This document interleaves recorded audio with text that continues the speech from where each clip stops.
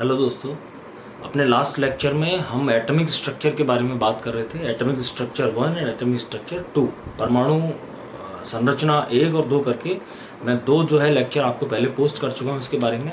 और लास्ट जो था आप कंटिन्यू कर रहे होंगे उसको। तो लास्ट हम पढ़ रहे थे बोर मॉडल। नील्स बोर ने एटॉमिक स्ट्रक्चर के बारे में क्या एक्सप्लेन किया था वो पढ़ रहे थे। और इस बोर मॉडल को पढ़ते हुए हमने ये जाना था कि एटम के अराउंड सर्कुलर पाथ होते हैं जिनके अंदर इलेक्ट्रॉन चक्कर लगाता है। उनको हम कक्षा कोश या ऊर्जा स्तर, ऑर्बिट शेल या फिर एनर्जी लेवल बोलते हैं। जो आपके अलग अलग एनर्जी लेवल्स हैं उनमें इलेक्ट्रॉन की एनर्जी ना कम होती है ना बढ़ती है। ऊर्जा लेकर के इलेक्ट्रॉन ऊपर चला जाता है, जब वापस आता है तो उस ऊर्जा को मुक्त, इस तरह के कॉन्सेप्ट पढ़े। हमने 2 चीज़ें और पढ़ी कि किसी बोर कक्ष की त्रिज्या ज्ञात करने का क्या सूत्र है, अलग अलग परमाणुओं के केस में या एक ही परमाणु के अलग अलग कोश की जो त्रिज्याएं हैं, एटॉमिक रेडियस और रेडियस ऑफ बोर ऑर्बिट, उनको अपन किस तरह से फाइंड कर सकते हैं, ये हमने पढ़ा था। हम वेलोसिटी के बारे में पढ़ चुके हैं, इलेक्ट्रॉन के वेग के बारे में, कि जो इलेक्ट्रॉन नाभिक के जितना अधिक पास होगा उसका वेग उतना ही अधिक होगा, क्योंकि उसको नाभिकीय आकर्षण को, न्यूक्लियर अट्रैक्शन को उतना ही ज़्यादा बैलेंस करने की ज़रूरत पड़ेगी। अपनी वेलोसिटी बढ़ाएगा, वेग बढ़ाएगा। और जैसे जैसे किसी इलेक्ट्रॉन की नाभिक से दूरी बढ़ती है तो उस इलेक्ट्रॉन के वेग में क्या होती है, कमी होती है। अब तीसरी चीज हम बात कर रहे हैं इलेक्ट्रॉन की ऊर्जा की। देखो दोस्तों, किसी इलेक्ट्रॉन की जो ऊर्जा है वो इलेक्ट्रॉन की ऊर्जा इस चीज पर निर्भर करती है कि वो किस ऊर्जा स्तर से है, किस ऊर्जा स्तर का है, इस पर, इसके आधार पर निर्धारण होगा। इलेक्ट्रॉन की खुद की एनर्जी कुछ नहीं है, वो कौन से एनर्जी लेवल में चक्कर लगा रहा है, इसके आधार पर अपन उसकी एनर्जी निकाल सकते हैं। जो क्वेश्चंस पूछे जाते हैं इसमें वो सुनते जाएं आप। आपसे पूछा जाए कि भाई इलेक्ट्रॉन की एनर्जी जो होती है वो मैक्सिमम कितनी हो सकती है, तो आपका आंसर होगा 0, 0। इलेक्ट्रॉन की ऊर्जा में वृद्धि हो और वो बढ़ते बढ़ते अधिकतम कितनी हो सकती है, वो क्या है, 0। इसका अर्थ हुआ कि भाई इलेक्ट्रॉन की ऊर्जा कभी भी धनात्मक या पॉजिटिव नहीं होगी। एनर्जी इलेक्ट्रॉन की कभी भी पॉजिटिव या धनात्मक नहीं होती है। Energy of electron is always negative और maximum energy of electron is 0। Energy level में किसी में भी जब इलेक्ट्रॉन चक्कर लगा रहा है, उस कंडीशन में एटम के अंदर है इलेक्ट्रॉन अभी, चाहे वो यहां हो, यहां हो, यहां हो। जब इलेक्ट्रॉन एटम के अंदर है और अराउंड द न्यूक्लियस रिवॉल्व कर रहा है, घूम रहा है, उस स्थिति में उसकी एनर्जी हमेशा नेगेटिव रहती है। क्यों?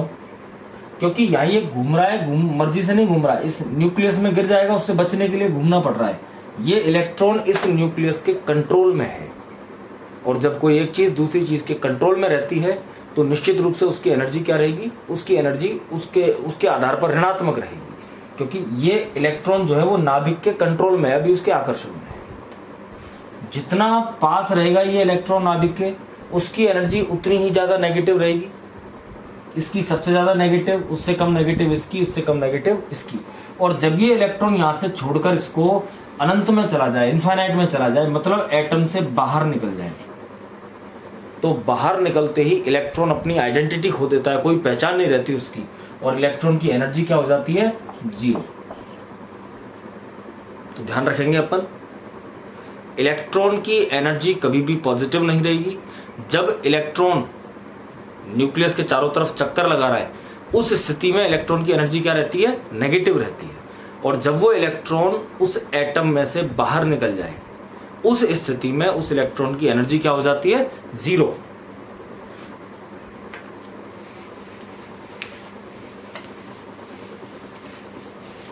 देखो दोस्तों, टोटल एनर्जी जो निकाली जाती है,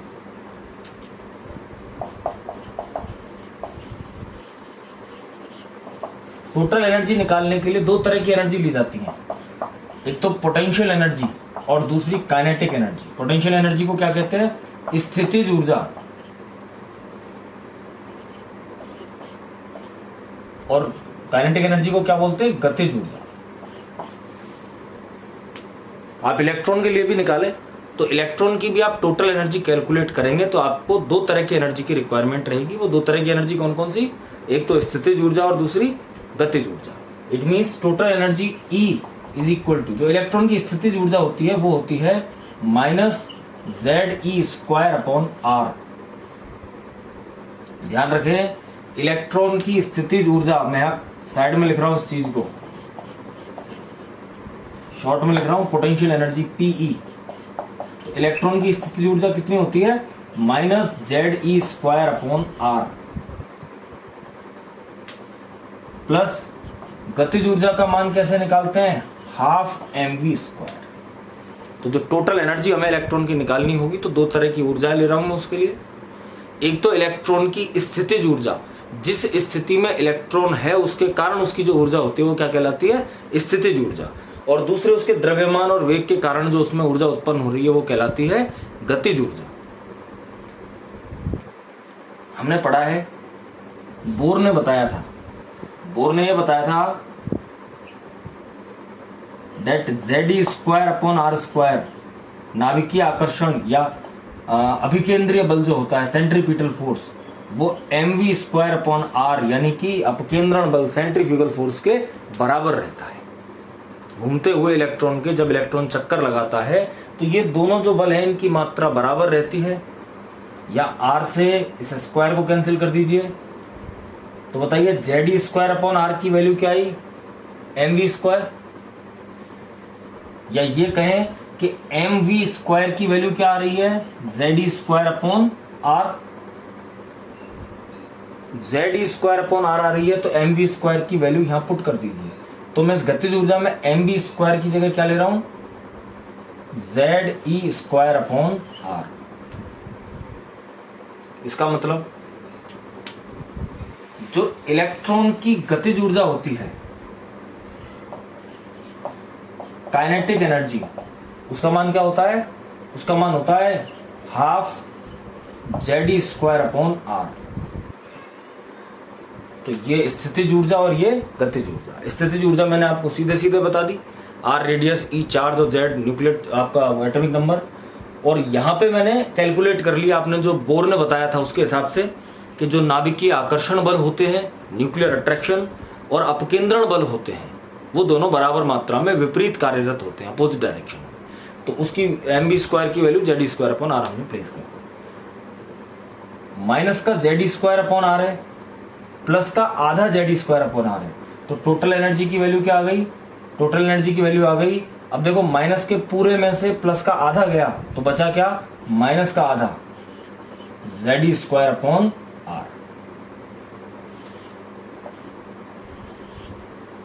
ये इलेक्ट्रॉन की टोटल एनर्जी है। इलेक्ट्रॉन की कुल ऊर्जा का मान क्या होता है?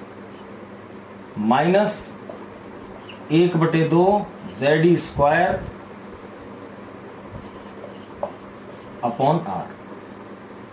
तो ये मैंने इलेक्ट्रॉन की स्थितिज ऊर्जा, पोटेंशियल एनर्जी लिखी, गतिज ऊर्जा, काइनेटिक एनर्जी लिखी, और ये कुल ऊर्जा आपके सामने मैंने निकाली है। तो यहां से मैं स्थितिज ऊर्जा, गतिज ऊर्जा और कुल ऊर्जा, इनके बीच का रिलेशन निकाल सकता हूं। और वो रिलेशन क्या आएगा?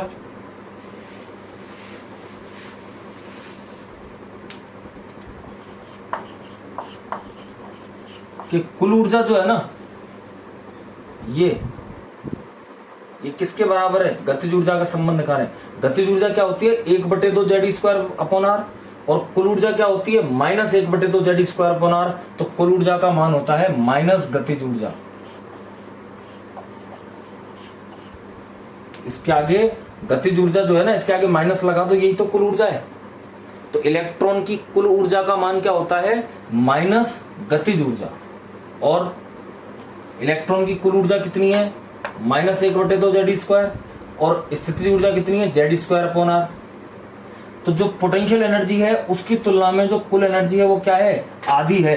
तो इसका मान होता है 1/2, या ये लिख सकते हैं अपन कि इलेक्ट्रॉन की कुल ऊर्जा बराबर 1/2 स्थितिज ऊर्जा।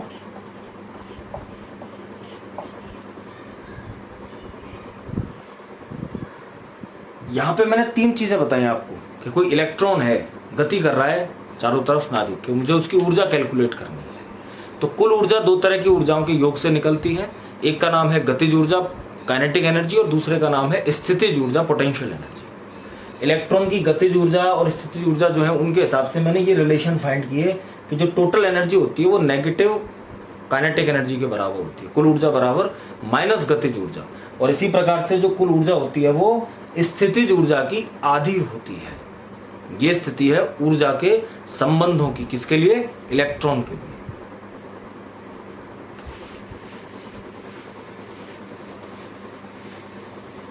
चलिए इन रिलेशंस के बाद जो टोटल एनर्जी निकलती है उस टोटल एनर्जी का जो फॉर्मूला आया था वो आया था -12 ZE² और R रेडियस बोर कक्ष की। ये आपको याद होगा, हमने डेराइव की थी पिछले लेक्चर में एटॉमिक स्ट्रक्चर 2 के अंदर। R की वैल्यू आई थी n²h²/4π²mze²। ये रेडियस हमने कैलकुलेट करके निकाली थी। इस R की वैल्यू यहां पुट कर देंगे आप। R की वैल्यू पुट करेंगे तो E की वैल्यू क्या आएगी? n²h। देखो कंपटीशंस के लिए अगर आप पढ़ रहे हो तो डेरिवेशन इंपॉर्टेंट नहीं है, मैं जो लास्ट में कंक्लूजन बताऊंगा वो कंक्लूजन इंपॉर्टेंट है, लेकिन पाथवे पता होना चाहिए। n²h², सॉरी E की वैल्यू क्या आएगी? -12 ZE² R की जगह क्या रख दिया?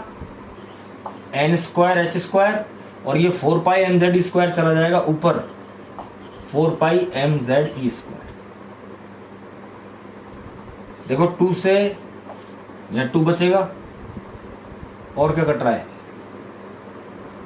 मुझे नहीं लगता कुछ कट रहा हो इसमें।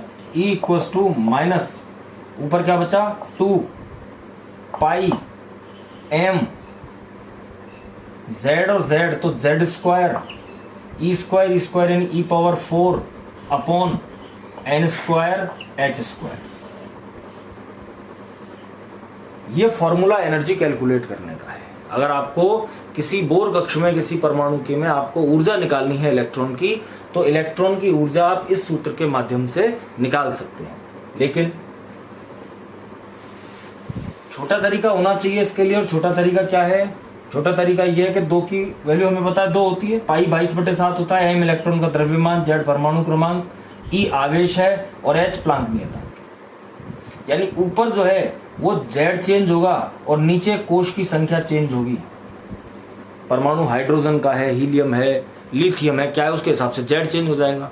और कोश कौन सा है, पहला, दूसरा, तीसरा, उसके हिसाब से n चेंज हो जाएगा। तो यहाँ 2 चीजें वेरिएबल हैं,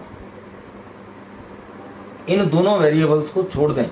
बचे कुचे की वैल्यू पुट करने पर एनर्जी का सूत्र आता है -13.6 इंटू ऊपर बचता है z² और नीचे बचता है n²।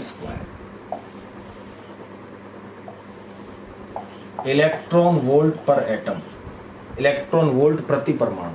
इस मात्रक के साथ आप निकाल सकते हैं क्या? एनर्जी। यहां से आपको एक चीज नजर आ रही होगी, E समानुपाती किसके? प्रोपोर्शनल किसके? -z²/n²।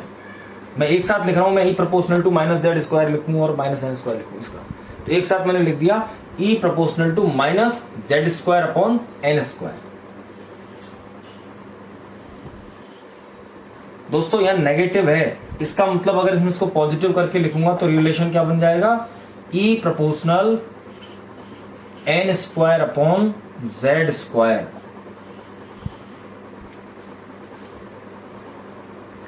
समझे कैसे? ये मैंने फॉर्मूला चेंज क्यों किया? जैसे जैसे शेल बढ़ता है, जैसे जैसे शेल बढ़ता है, कोश बढ़ता है, पहले से दूसरा, दूसरे से तीसरा, तीसरे से चौथा, तो कोश बढ़ने पर जो इलेक्ट्रॉन की ऊर्जा है वो इलेक्ट्रॉन की ऊर्जा क्या होती है? बढ़ती है। कोश बढ़ने के साथ साथ इलेक्ट्रॉन की ऊर्जा बढ़ती है। अलग अलग ऊर्जा स्तरों में जा रहा है। उच्च ऊर्जा स्तर में जाने पर इलेक्ट्रॉन की ऊर्जा बढ़ गई। यहां पर यह चीज समझने वाली है कि अगर ऊर्जा बढ़ रही है ना, इसका मतलब यह हुआ कि उसकी नेगेटिव वैल्यू डिक्रीज हो रही है। नेगेटिव वैल्यू क्या होती है? कम होती है। और वो नेगेटिव वैल्यू कम होते होते होते होते होते मैक्सिमम जो एनर्जी हो सकती है इलेक्ट्रॉन की वो कितनी होती है? 0। तो ये फॉर्मूले आप याद रखेंगे। जैसे क्वेश्चन अपन कर लें, हमें हाइड्रोजन दिया गया है,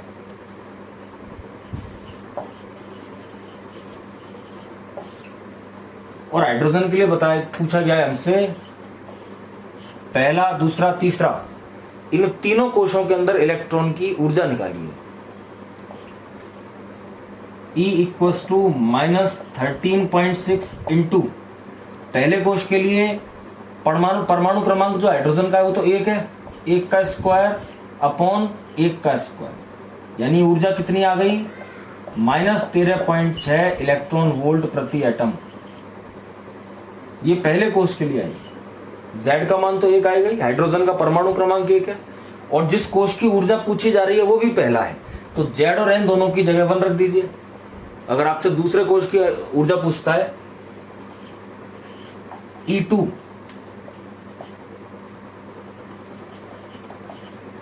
-13.6 इंटू Z परमाणु क्रमांक 1 है और कोश कौन सा है दूसरा, तो 2 का स्क्वायर, 1 का स्क्वायर 1 होता है, 2 का स्क्वायर 4 है, तो -13.6 को आपको 4 से डिवाइड करना है, -13.6 डिवाइडेड बाई 4, यह आ जाएगा आपका 4 3 12, 1.6 4 4 4 4 16, 3.4 इलेक्ट्रॉन वोल्ट प्रति परमाणु। पहले कोश के अंदर 1 का स्क्वायर बटे 1 का स्क्वायर, Z 1 है और कोश की संख्या भी पहली है। दूसरे कोश के लिए 1 का स्क्वायर बटे 2 का स्क्वायर, क्योंकि यहाँ कोश कौन सा हो गया दूसरा। तीसरे कोश के लिए निकाला जाए तो आप क्या करेंगे, 1 का स्क्वायर बटे 3 का स्क्वायर E3, और 3 का स्क्वायर होता है 9, यानी कि -13.6 को आप कितने से डिवाइड कर देंगे 9 से, जो भी आंसर आएगा वो आपके सामने आ जाएगा, वो होगी उस कोश के अंदर इलेक्ट्रॉन की ऊर्जा। अगर हाइड्रोजन की जगह He+ दिया जाए तो आप Z की वैल्यू क्या ले लेंगे, He+ के लिए Z की वैल्यू 2 हो जाएगी। आपके He+ की जगह Li2+ ले लिया जाए तो Z की वैल्यू 3 हो जाएगी। इस तरह से हम इलेक्ट्रॉन में जो इलेक्ट्रॉन अलग अलग ऊर्जा स्तरों में चक्कर लगा रहा है उस इलेक्ट्रॉन के लिए ऊर्जा का मान ज्ञात कर सकते हैं। इसके बाद बात करें कि हमने जो इलेक्ट्रॉन की ऊर्जा निकाली है उसका मात्रक क्या है, इलेक्ट्रॉन वोल्ट प्रति एटम। इलेक्ट्रॉन वोल्ट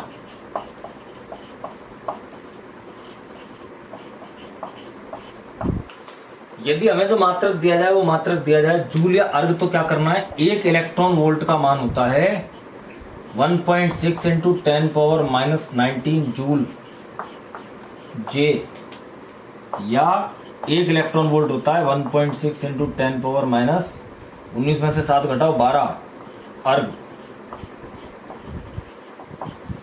तो जो इलेक्ट्रॉन की ऊर्जा है वो इलेक्ट्रॉन वोल्ट के अलावा दूसरा किसमें भी ज्ञात की जा सकती है, जूल में या अर्ग में। आप रूपांतरण कर लेंगे, ये रूपांतरण करने के लिए जो सूत्र है वो आपके सामने है। इसके बाद एक क्वेश्चन करके देखें। हमसे कहा गया है कि किसी इलेक्ट्रॉन की ऊर्जा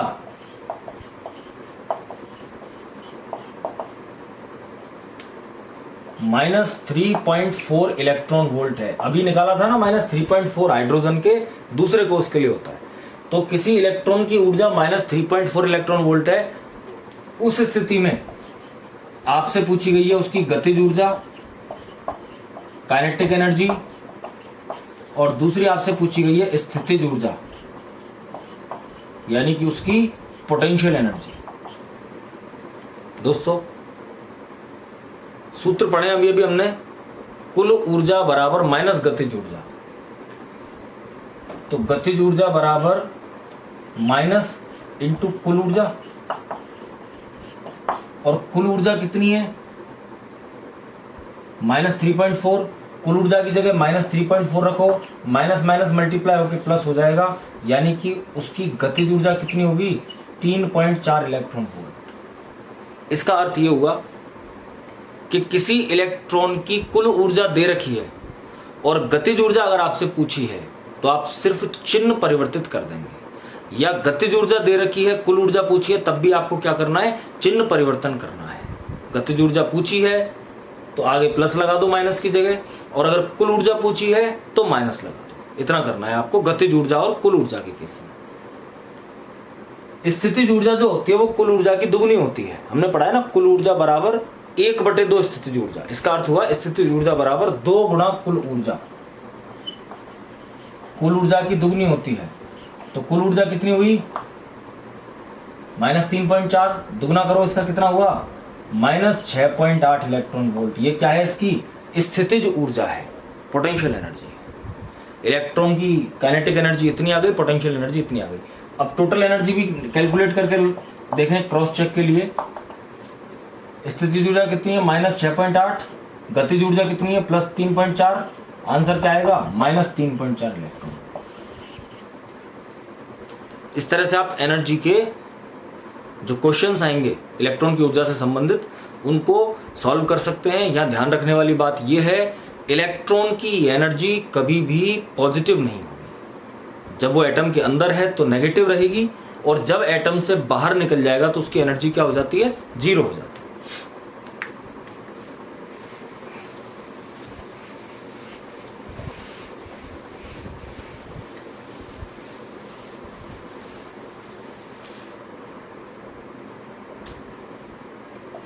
अगला व्यक्ति आता है सोमरफील्ड।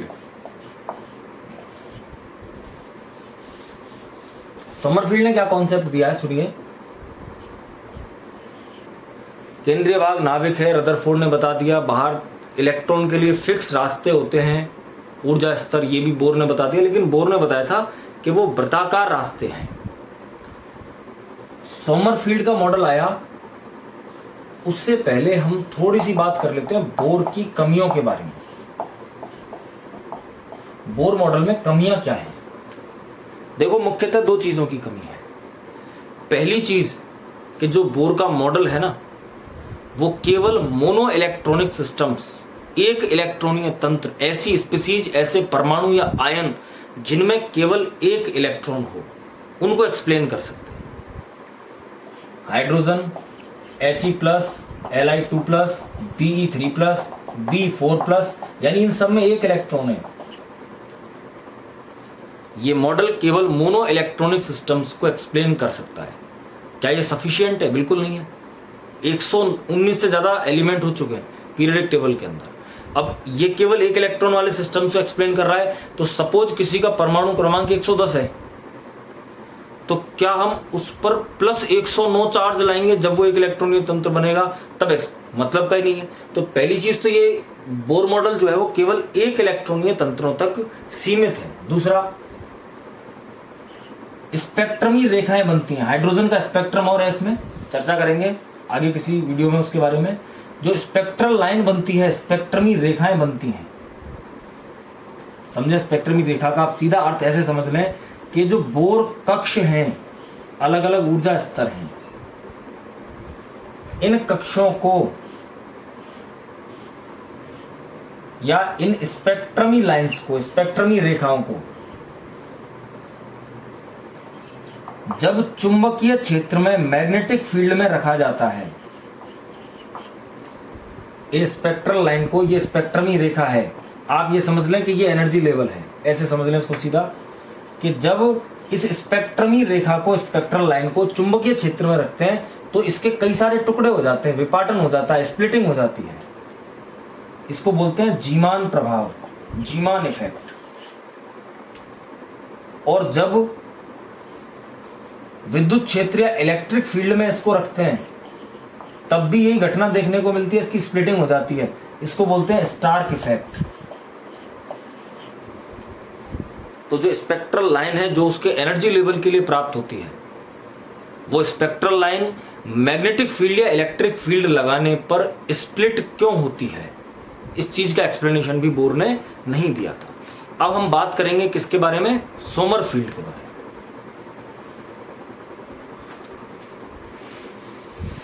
सोमरफील्ड क्या कहता है कि भाई सबकी बात सही है, बीच में न्यूक्लियस है, मान लिया, प्रोटॉन न्यूट्रॉन उसके बीच में, मान लिया, इलेक्ट्रॉन चक्कर लगा रहे, मान लिया। वो क्या कहता है कि जो पहला रास्ता है ना इलेक्ट्रॉन के चक्कर लगाने का, पहला पथ केवल वो वृत्ताकार होता है। जो फर्स्ट एनर्जी लेवल है ना, केवल वो स्फेरिकल है, केवल पहला पथ वृत्ताकार है। जो आगे के पथ होते हैं ना वो दीर्घ वृत्ताकार, एलिप्टिकल, ओवल शेप्ड होते हैं। ये स्थिति रहती है। ये सोमरफील्ड बताता है इस बारे में कि इलेक्ट्रॉन नाभिक के चारों तरफ चक्कर लगा रहा है। बिल्कुल ठीक बात है। लेकिन जो पहला रास्ता है ना, वो पहला रास्ता वृत्ताकार है और उसके आगे के जो रास्ते हैं वो कैसे हैं? एलिप्टिकल हैं, दीर्घ वृत्ताकार हैं, अंडाकार हैं। दोस्तों मैं बहुत इंपॉर्टेंट कॉन्सेप्ट बता रहा हूं आपको, अब आप कंसंट्रेशन से सुनेंगे कि जो पहला रास्ता था उसको तो ये गोल बता रहा है, और जो दूसरा रास्ता था उस दूसरे रास्ते को कैसा बता रहा है? ओवल शेप्ड, दीर्घ वृत्ताकार। अब मैं इस पहले रास्ते को मिटा रहा हूं, मुझे दूसरे रास्ते पे कुछ एक्सप्लेन करना है कि इस स्थिति में इलेक्ट्रॉन के दो तरह के एक्सेस बनेंगे। एक बार जब वो नाभिक के पास होगा, एक बार जब वो नाभिक से दूर होगा। ये शॉर्ट एक्सिस है, लघु अक्ष, शॉर्ट एक्सिस, और ये दीर्घ अक्ष है, लॉन्ग एक्सिस। जब इलेक्ट्रॉन चक्कर लगा रहा है नाभिक के चारों तरफ और जो रास्ता है वो कैसा है? एलिप्टिकल है, गोल नहीं है। यहां इलेक्ट्रॉन पर आकर्षण ज्यादा लगेगा और हम जानते हैं इलेक्ट्रॉन का वेग नाभिक के आकर्षण पर निर्भर करता है। तो यहां आकर्षण ज्यादा लगेगा तो यहां पर इलेक्ट्रॉन की वेलोसिटी ज्यादा रहेगी, और यहां न्यूक्लियर अट्रैक्शन क्योंकि कम लगेगा तो यहां वेलोसिटी क्या रहेगी? कम रहेगी। एक सेंटर है, उसके अराउंड एलिप्टिकल पाथ पे चक्कर लगा रहा है, तो जब वो इलेक्ट्रॉन नाभिक के पास आएगा तो उस पर न्यूक्लियर अट्रैक्शन ज्यादा है, वहां पर उसका वेग ज्यादा रहेगा, वेलोसिटी ज्यादा रहनी है। और जब वो दूर होगा उस स्थिति में उस पर अट्रैक्शन कम है, इसलिए वहां पर वेग भी क्या होगा? कम होगा। इसका अर्थ यह हुआ कि इस दीर्घ वृत्ताकार पथ पर जब इलेक्ट्रॉन चक्कर लगाएगा तो उसका वेग यहां बढ़ेगा, यहां घटेगा, यहां बढ़ेगा, यहां घटेगा, यहां बढ़ेगा, यहां घटेगा। इसका अर्थ वेग में लगातार परिवर्तन होगा, और जब वेग में लगातार परिवर्तन होगा तो उस इलेक्ट्रॉन के अपने पथ से फिसलने की संभावनाएं हैं, वो फिसलेगा। और जब ये इलेक्ट्रॉन घूमते घूमते अपने रास्ते से फिसलता है तो उस फिसलने से ये जो बनते हैं ये कहलाते हैं उपकोश या सब सेल्स। एक जानकारी अपने पास आई कि कोश होते हैं वो रास्ते जिनके चारों तरफ इलेक्ट्रॉन चक्कर लगाता है, चारों तरफ जिनमें चक्कर लगा रहा है नाभिक के चारों तरफ, वो कोश हैं। इन कोशों के अंदर उपकोश होते हैं जिनके नाम क्या हैं? SPDF, sharp principal diffuse fundamental. SPDF जो ये चार उपकोश हैं, इन उपकोशों की खोज करने वाला व्यक्ति कौन है? सोमरफील्ड है। इसने बताया था कि ये उपकोश हैं। उत्पन्न कैसे होते हैं? उत्पन्न होने का सीधा सा पैटर्न है कि जब वृत्ताकार पथ में चक्कर लगा रहा है। अब सुनिएगा, जो पहला पथ है उसमें इलेक्ट्रॉन के वेग में परिवर्तन नहीं होगा, तो इसमें सिर्फ एक ही उपकोश पाया जाता है, कौन सा? S। अब यहां पहला, जैसे यहां पे दीर्घ वृत्ताकार रास्ता आया तो यहां फिसलन कम होगी, वेग में परिवर्तन उतना ज्यादा थोड़ी होगा। यहाँ शॉर्ट या लॉन्ग, वेग में परिवर्तन बहुत ज्यादा नहीं होगा तो फिसलन कम होगी, दो उपकोश बनते हैं S और P। जैसे जैसे दूरी बढ़ती जाती है, जो शॉर्ट एक्सिस और लॉन्ग एक्सिस के वेग हैं उनका अंतर बढ़ेगा, और अंतर बढ़ेगा तो फिसलने की जो दर है वो भी बढ़ेगी। तो जो उपकोश बनते हैं वो उपकोश इन दीर्घ वृत्ताकार पथों पर इलेक्ट्रॉन के फिसलने से बनते हैं, स्लिप होने की वजह से बनते हैं। दोस्तों यहां पर हमें एक चीज और समझनी है, उपकोश ही वो वजह है जो जीमान और स्टार्क प्रभाव को दर्शाते हैं। ये शेल था, ये सब शेल्स थे, ये शेल था, ये सब शेल्स थे, कोश था, उपकोश थे। अब उपकोश के बारे में आपको पता चल गया, सोमरफील्ड ने बता दिया, बोर को पता नहीं था, बोर को केवल कोश के बारे में। कोश की खोज किसने की? बोर ने। उपकोश की किसने की? सोमरफील्ड ने। तो ये दीर्घ वृत्ताकार पथ है, इन पर फिसलने की वजह से जो उपकोश हैं उन उपकोशों का निर्माण होता है। तो यहां पर दो इंपॉर्टेंट चीज है। पहली चीज, उपकोश एसपीडीएफ की खोज करने वाला व्यक्ति कौन है? सोमरफील्ड। दूसरी चीज, उपकोशों की उत्पत्ति कैसे हुई? इलेक्ट्रॉन नाभिक के चारों तरफ दीर्घ वृत्ताकार पथ पे चक्कर लगा रहा है और उस दीर्घ वृत्ताकार पथ पर चक्कर लगाने के दौरान वो इलेक्ट्रॉन जब फिसलेगा तो उसके फिसलने से ये उपकोश बनते हैं। इस तरह का कॉन्सेप्ट दिया था किसने? सोमरफील्ड ने। पहले कोश में केवल एक उपकोश होता है, दूसरे में 2 होते हैं, तीसरे में 3, चौथे में 4। इस प्रकार से उपकोशों का वितरण रहता है।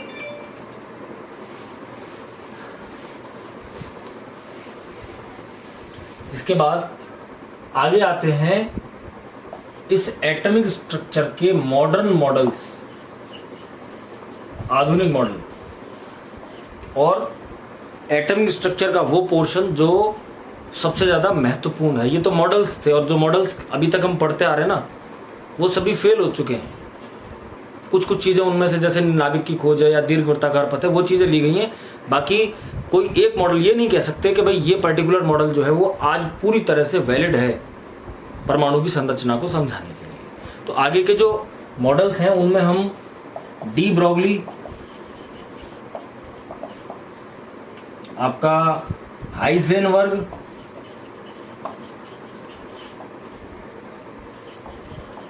श्रोडिंगर, इनके बारे में स्टडी करेंगे।